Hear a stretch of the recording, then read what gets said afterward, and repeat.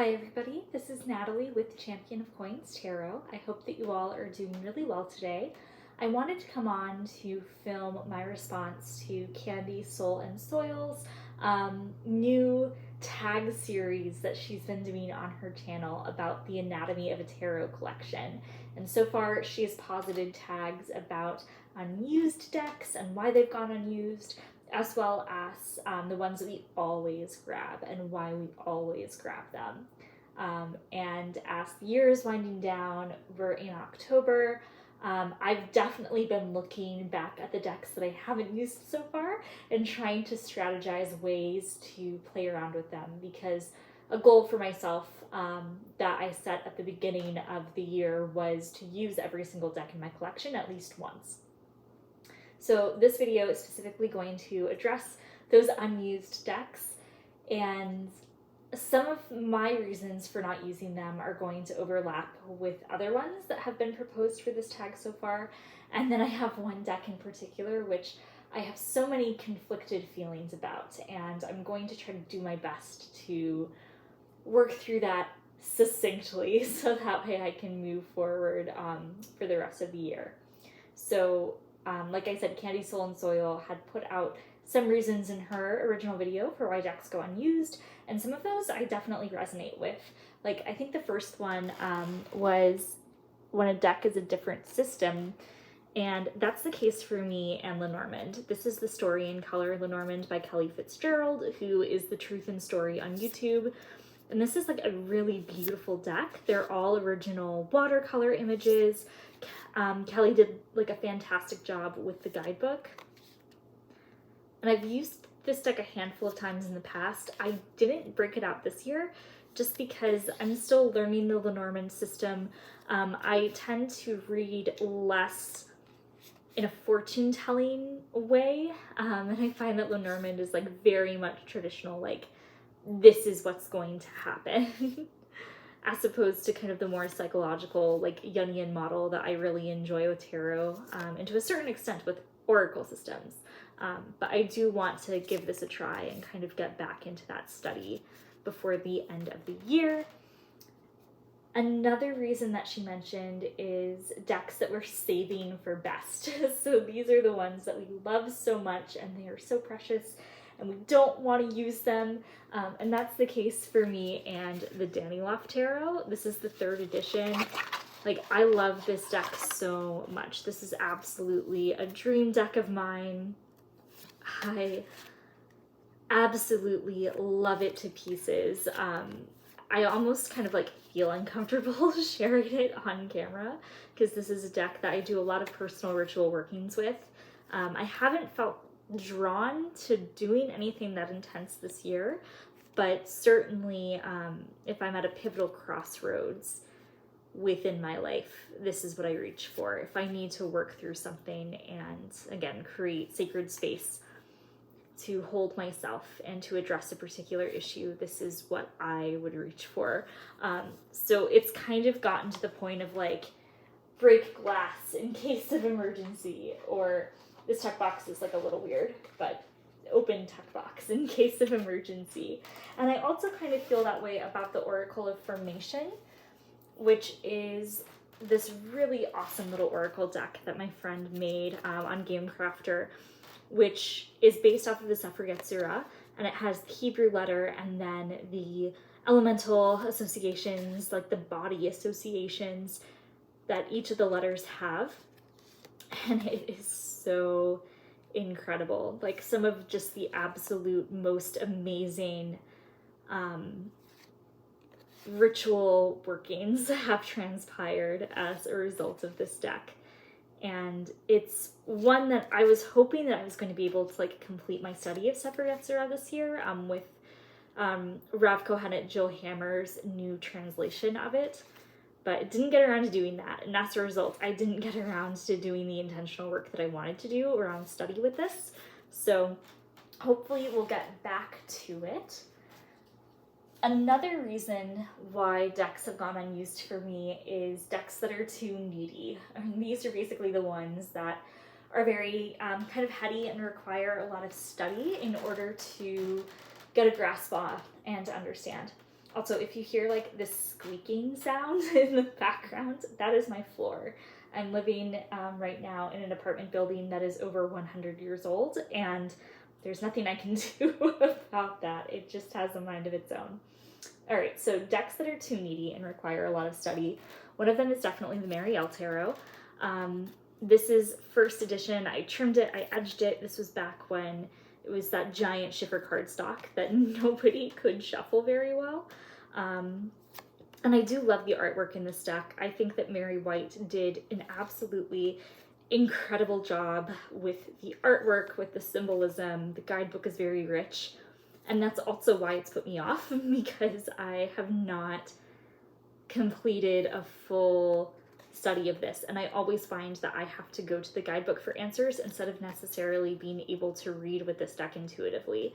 So I've mostly used this for big, like, year ahead readings in the past, coinciding with Rosh Hashanah, and kind of laying out a card for each of the months in the Jewish calendar with this, but not for like day-to-day use, or not for kind of more everyday matters.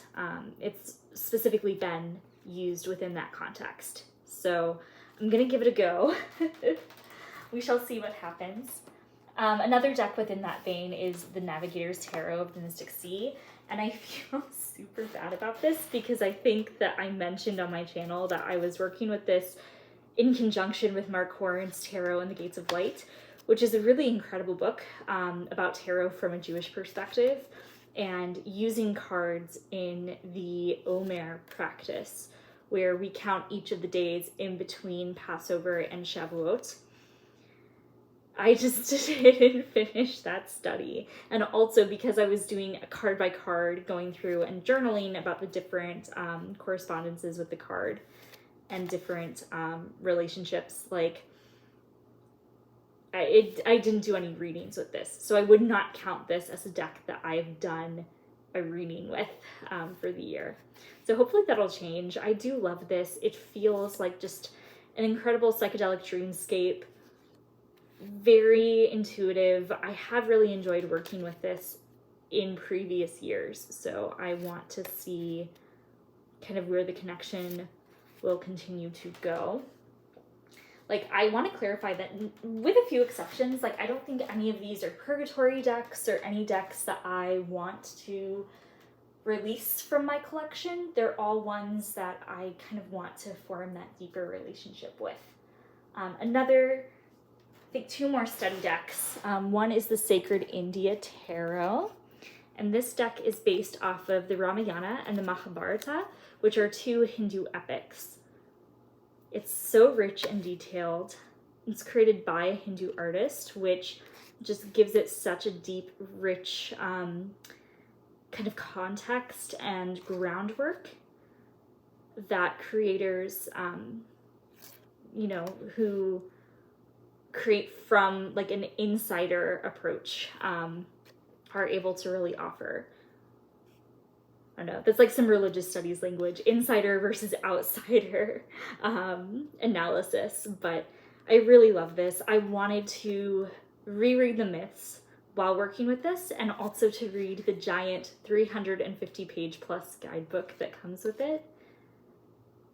This is one that I think I did like a 1-card draw with when I first got it, but then definitely need to go back through and do more research on to prepare to use this. I just absolutely love it, and I don't have any other decks that speak to Hindu culture and mythology. So I'm really, really pleased to have this as part of my collection. And then the last deck in this meaty category, this study hard category, is the Dante Tarot. This is a Lo Scarabeo deck that is currently out of print. I found it for a really great price on Facebook Marketplace. And the major arcana are pretty true to the traditional tarot system. But then, let's see here. The suit of bricks is based off of Dante Alighieri's life in medieval Florence. You see him as a student. You see his interpersonal relationships with friends, with family. with the ever elusive Beatrice.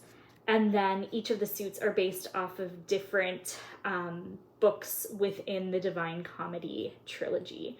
So you have the Suit of Clouds, which I believe corresponds with Purgatory. Then you have the Suit of Flames, which of course is with the Inferno, and it opens with him and Virgil in the woods outside of Hell. Love it. More Inferno images. And then the Suit of Lights, which is Paradiso, when he reaches heaven. Some of those brightly spirits contained within. So yeah, this is a deck that I really am looking forward to using, but also like want to reread the Divine Comedy before I start using it so I can take notes and build my own associations that way. Because Lo Scarabeo, they only give you the little white book. So I want to go back and actually find the actual verses from the Divine Comedy. So those are the two needy decks. And then there's the category of decks that we use for a particular season, and we have missed out on that season. So for me, those two decks are the Liberate Your Seder deck, which is by Kohenet Maya Tasher. And this is created as a ritual tool to help you guide your way through a Seder. It is based off of the Haggadeck, which is the prayer book that we use for Passover. And it has cards with different blessings to open up the Seder. There's elemental like blessings and acknowledgements that they've added in, inspired by the Kohenet Hebrew Priestess movement, which is a growing movement within American Judaism, and then different prayers and different songs that you can sing at the Seder table. So this was absolutely fantastic, like during COVID, when nobody was having in-person Seders and we were all at home, and I definitely used it then and loved it. This year, I was actually working all of Passover because I had a job as a program director at a synagogue, and I was so busy planning the community Seder that I did not have a personal Seder with my friends or with my family. So missed the boat on using that deck. And then another seasonal deck is the Teshuvah Turning Returning Oracle. And this one, it's kind of similar to the practice of counting the Omer, but it's meant to be used during the 40 days between Tisha B'Av and Rosh Hashanah. So covering like the late end of the Jewish calendar year, during the month of Elul, which is typically a time of introspection. But it kind of goes through the Kabbalistic correspondences.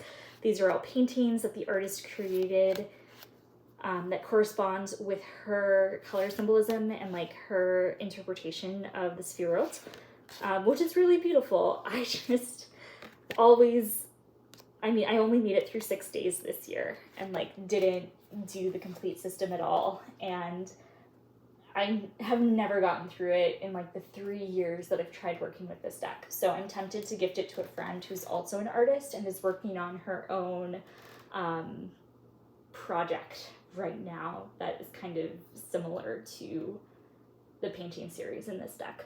That's like the only one that I would consider rehoming at this point because it's been too long. And then, let's see, the next category that I resonated with is decks that we don't use simply out of overabundance.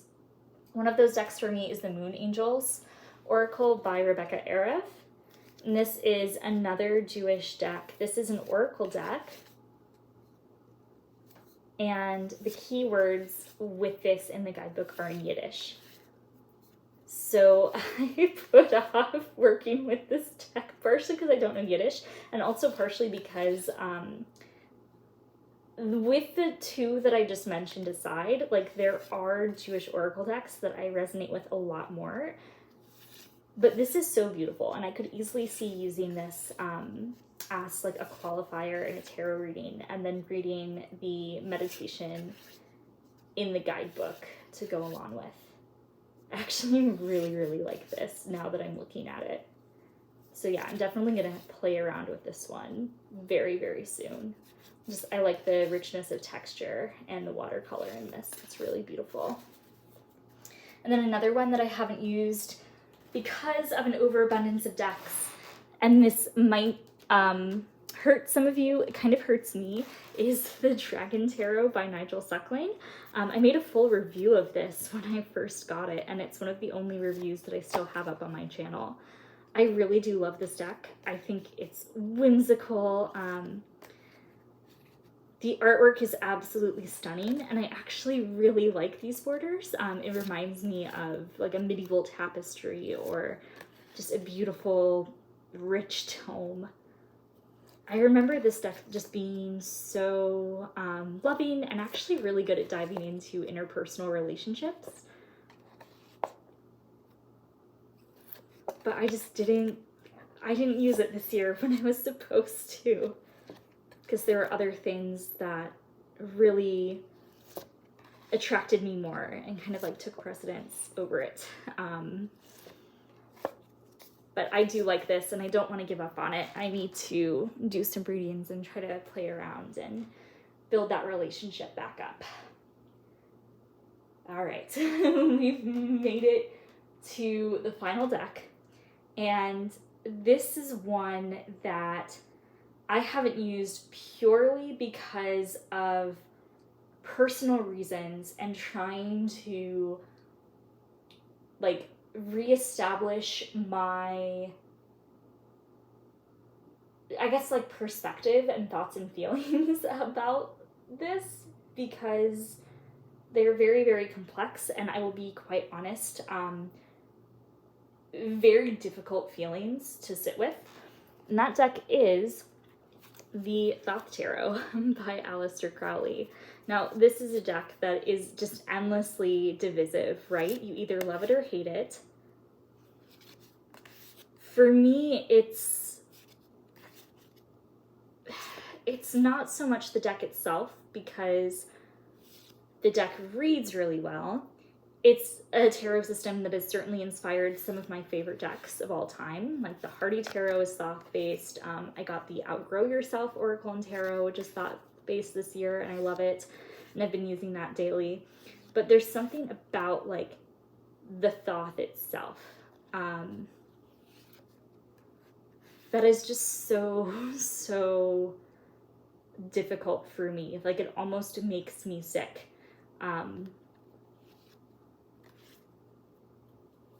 It's become so hard for me to be able to reconcile the history of tarot, knowing what I know now about its relationship with anti-Semitism.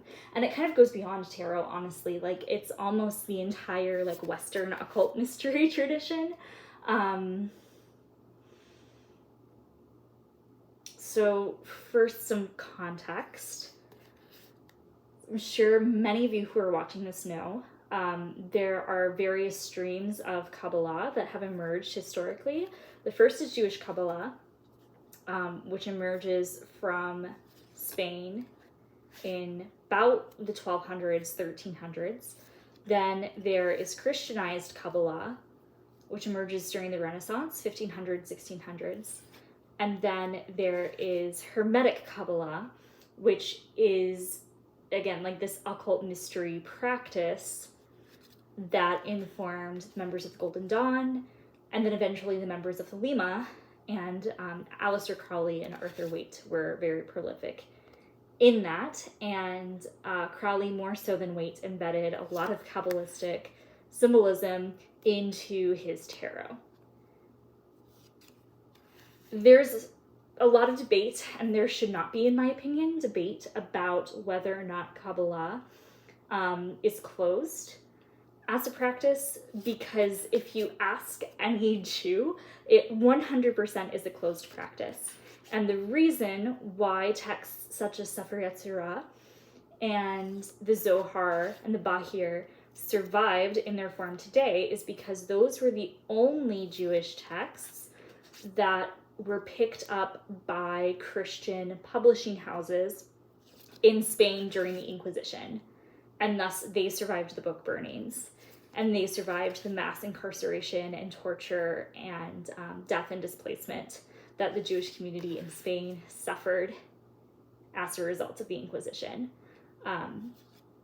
Those texts, once they made their way into the hands of the Catholic Church, were then examined, and they tried to find a way to be able to reconcile these ideas within Sefer Yetzirah and the Zohar and the Bahir with the doctrine of the Trinity as a ways to be able to convert Jews to Catholicism.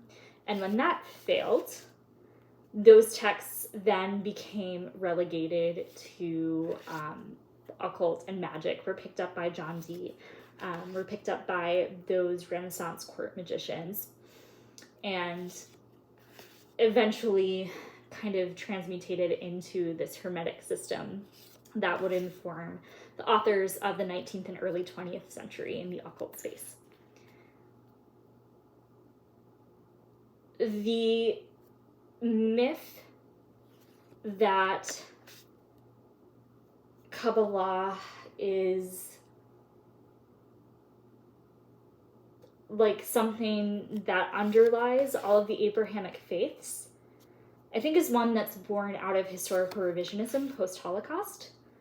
And this idea that, this idea of like Judeo-Christian, right? The idea that if you were just to remove Jesus, that Jewish and Christian cosmology and way of looking at texts and kind of moral arguments and culture are the same.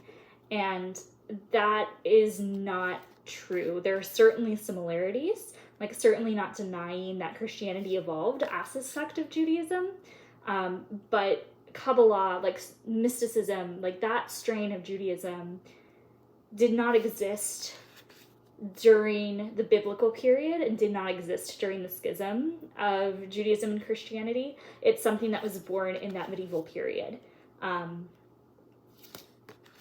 And it's not something that is inherent to all traditions. It's something that was inherently Jewish and has been taken and twisted. And I don't think that it's something like, I hope that I'm doing a good job of explaining this, but like anti-Semitism is so pervasive, and there are so many myths and superstitions about Jews being these master magicians and Jews being these master sorcerers, kind of as a result of Christian authorities getting their hands on Jewish texts and misinterpreting them, and then relegating them to the occult sphere. And that's something that's profoundly harmful, and that to this day informs anti-Semitic conspiracy theories. Like the idea that Jewish people make up like a cabal that's like a shadow government or like a shadow council that oversees businesses and stuff. Like the idea that some US politicians have posted that Jews have space lasers or that they control the weather with their magic. Like, those are all really horrible stereotypes that have resulted in centuries of pain at best and just death and destruction at worst. And it's harmful to see Kabbalistic ideas or to see Hebrew language or to see Hebrew scripture then claimed by occultists who think that they're reclaiming this idea of the magician that never actually existed, that began as a very harmful and dangerous stereotype. And Aleister Crowley is just one of many who picked up on that trend.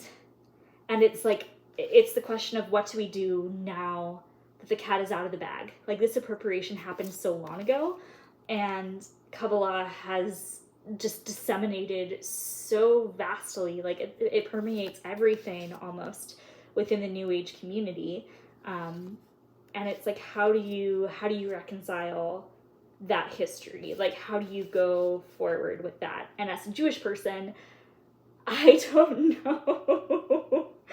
I don't know.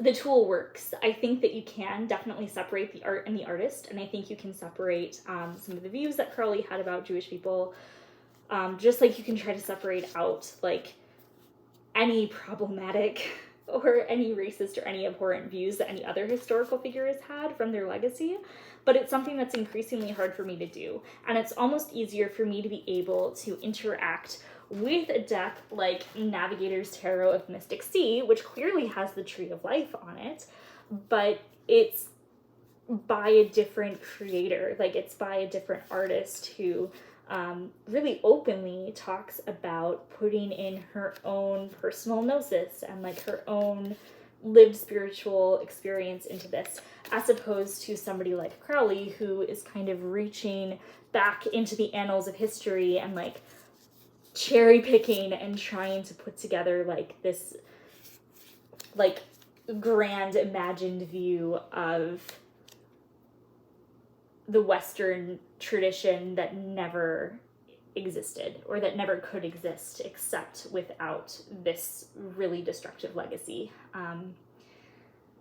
So that being said, like I do enjoy other decks that are based off of this system, and it's just this one in particular that I've been projecting like all of my deep ire and all of my deep frustration on.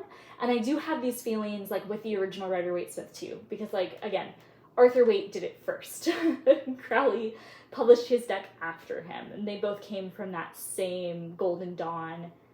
Like, it's all messed up. It's all messed up. But because I think Crowley was more overt about it in his writings, and a lot of people look at Crowley's work on Kabbalah and think that it is the exact same as Jewish tradition, or take his claims of historical veracity as being true when they are not. That's what really gets me. So I'm trying to work through my feelings, because again, I do enjoy tarot, obviously. I love tarot so deeply, and it's just the ongoing work that I'm doing to try to reconcile the past with my own spiritual practice, and trying to create something that is really true for me, and that is respectful and honors the spiritual lineage that I come from. So that is a look at decks that are unused in my collection, why I have not used them this year. Like I said, I am looking forward to working with these more deeply, hopefully by the end of this calendar year. And I'm very much looking forward to following up and sharing my updates in that regard. So thank you, Candy Soul and Soil, for making these hashtags. It was really fun. I'm looking forward to sharing my part 2 video on my always grabs. And let me know in the comments if you resonated with any of this, if there are any decks that you also do not use in your collection, and kind of what are the thoughts, feelings, and motivators behind that. I would love for you to participate in this conversation too. Sending you all much love. Bye.